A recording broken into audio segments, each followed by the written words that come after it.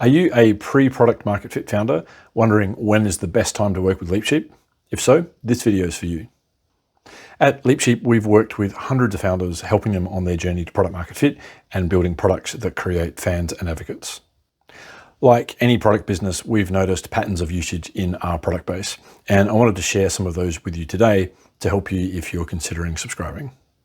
The first category is those founders who have already launched a product into the market and they're not growing as fast as they want or need.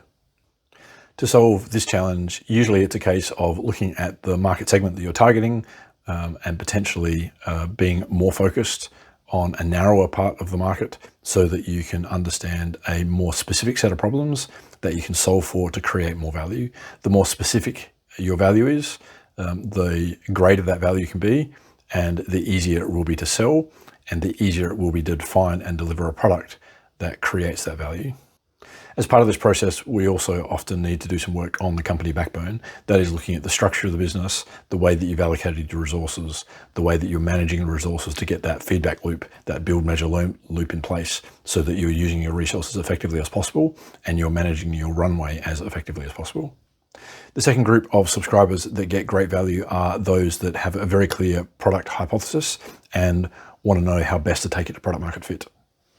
This includes both technical and non-technical founders. It includes mid-stage career corporate leavers as well as early-stage career founders, and it includes first-time startup builders and serial startup builders. The common thread here is that these founders do not want to learn by doing. They've either done with spending their own money to learn and found that's too expensive, or they just don't want to go through that process at all. They may have been through an accelerator program. They even may have some seed capital or being bootstrapped off their own cash. The third group is those with a vision for a startup. They see either an opportunity using technology, for example, like AI.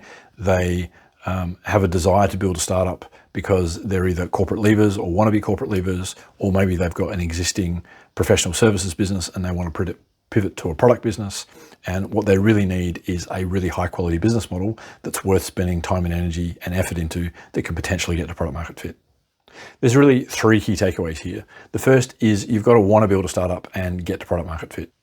Second is the earlier we can support you, the more we can use the resources that you have to make progress and not waste those resources on things that are not going to move you forward. Lastly, you have to have reached the conclusion that you don't want to waste your money learning by doing. If this is you, reach out in the DMs.